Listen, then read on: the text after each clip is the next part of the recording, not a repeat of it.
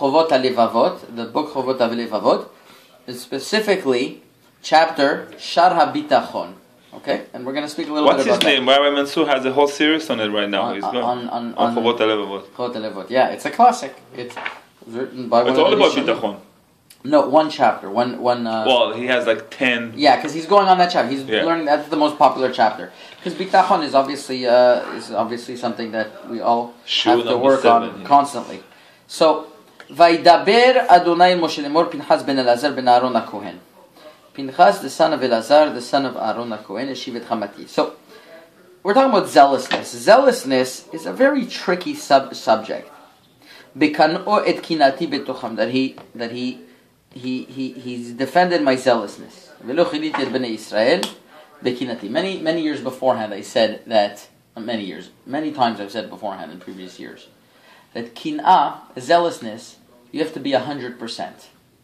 You can't be 99% and yell, "Hey, these people are sinners," and it's a very dangerous thing to do. Zealousness. What? Exactly. Zealousness means somebody who is passionate about the defending the honor of Hashem.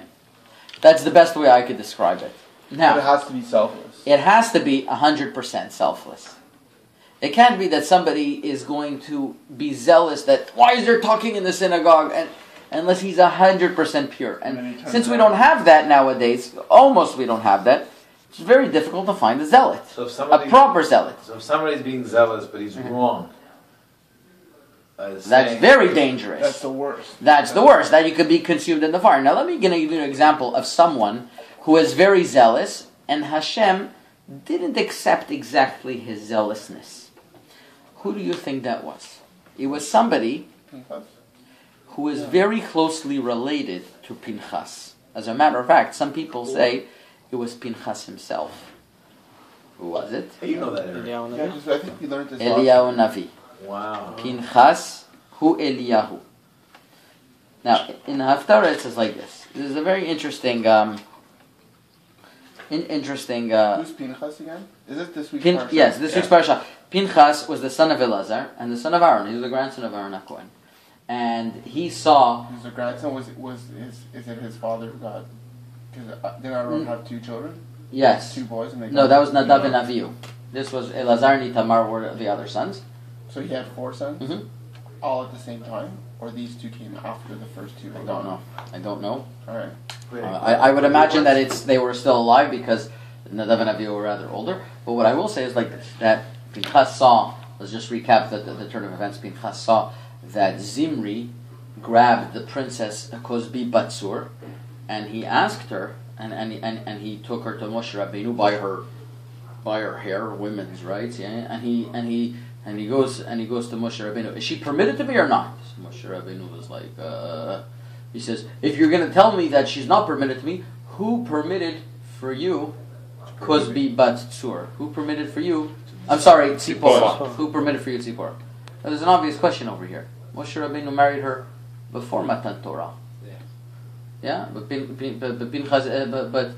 Zimri is asking about after Matan Torah, right? So some people say like this, that it could be that. But wouldn't he have nevuah to know what for example, Avraham Avinu didn't live in the time of the Torah, but he lived in way of the Torah because you're right. He lived in the way of the Torah, but you're right, and but they only lived in the way of the Torah.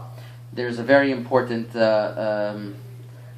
piece of Torah written by the Telzer Rav. He was before the Holocaust a very big thinker, and he said like this: we only kept the Torah before Matan Torah with reasons that applied. After Torah was given, whether the reasons apply or not, we do the Torah. So that's why our forefathers, Yaakov Avinu, was able to marry 2 sisters, because he understood in his infinite wisdom, for him that was allowed. You're allowed to play around with the Torah before Matan Torah, not once Matan Torah was given.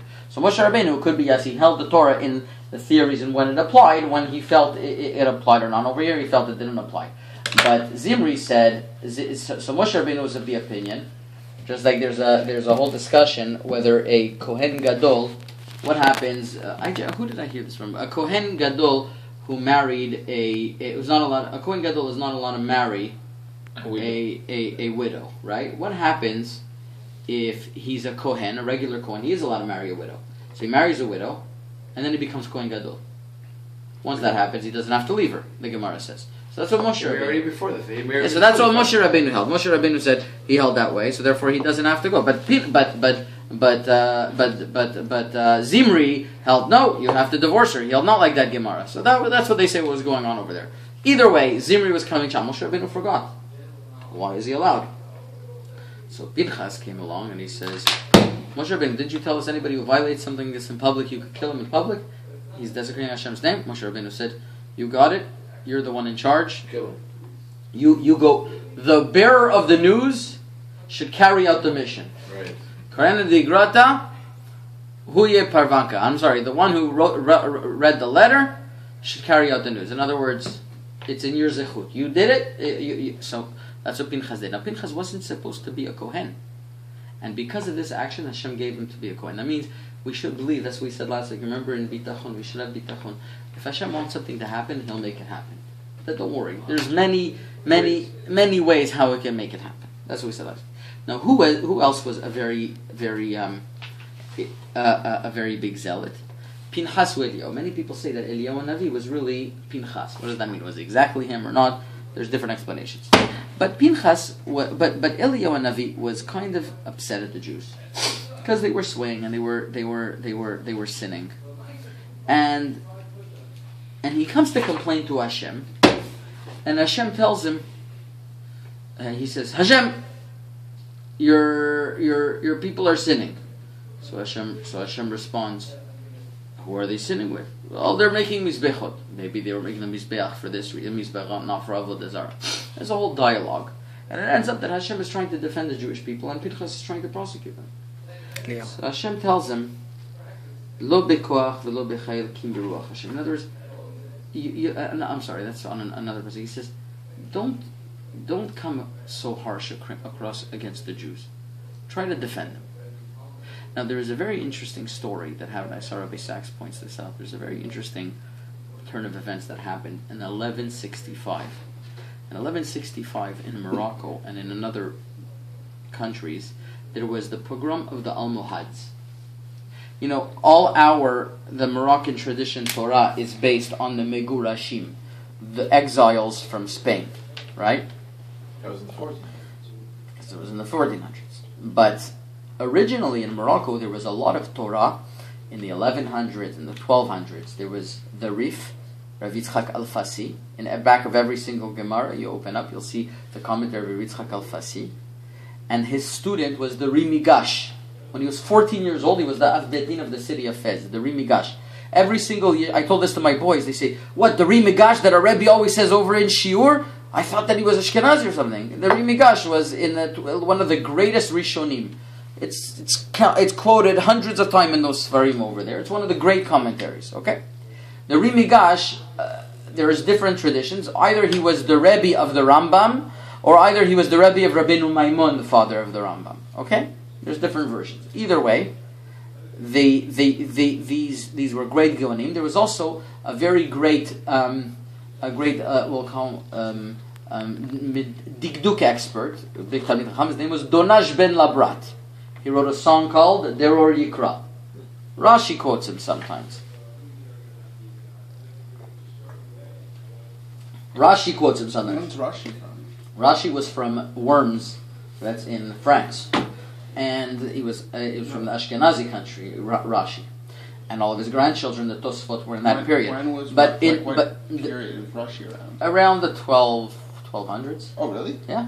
So around that same period. I So thought he was like there was a tremendous amount of Torah in Morocco. The Almohads came and they destroyed everything. They came with massive pogroms and they destroyed everything. So like Morocco was left basically without strong influence of Torah. There was always like some basis of Jews over there. What year was the Torah given? And if you're looking on the Torah was given, so we'll say the Rif and the Rambam. They were it was given 2,200 years from the beginning of creation, and if they lived, around 800 years ago, so that means this was around in the year 4,000 or something. It's like, let's say Now we're never 2,500 years before. No. 3,300 years ago, we got the Torah. Right. So 1165. Yeah. About 2,500 years before that, we got the Torah. So it's 1100 BC. No. After. No, before. before. What are you talking about? Well, what? The Rif and the Rambam After. was way I'm after. talking about the No, he's talking about when we got the Yeah. Torah. Oh, we got the Torah. Yeah, of course. Sefer Torah would have been, Yeah. Oh, well, that's even the Torah. That's So what I said. We got the Sefer Sorry. Torah 1300 BC. That's what you said, right? yeah. So listen to this. Yeah, math. He's a mortgage. He's just all the mathematics on his fingertips. Oh yeah. Doesn't matter. All I learned in school, it racked my brain, LTV, Shmurda, I promise you, there's an app. That's it. So Torah was basically not so active in Morocco from the 1200s till the late 1400s, because then the expulsion of the Jews came. The Megurashim came along. The Megurashim in 1492 came, and they basically had a strong influence in Morocco, and they took over the Toshavim. The Toshavim were the people that were beforehand, and there was big conflict. The Megurashim came with a lot of power, a lot of money, a lot of education, and they wanted to take over this, and eventually did. But then the golden era in Morocco started again, but it was desolate during those times. So there was a very big question when the Islam came and destroyed many communities, and they demanded that the Jews there say Allah Akbar and they convert to Islam. So the Jews in Fez had a big question. The Jews in all over Morocco, but in Fez specifically, they had a big question. Should they convert or not? And a lot of them wanted to be conversos, the pre-version to Marranos, right? They wanted to be a Jew really privately, but they'll accept Muhammad and everything. So they wrote to a certain rabbi. The rabbi wrote to them, absolutely not. Yareg vel yavor. There's no question about it. You are not allowed to. Now, it's not Avodah Zarah Islam, right? But it says you're living your life in sin. He said you're living your life in sin, and it's better to die, and that's it. But if there is no kavanah, there is just a matter of saving their lives. Like there is no intentional to worship. That was his position. That was his position. But halachically, what is that? So the Rambam responds. Well, you would just. This was the first You would round. disappear after a while.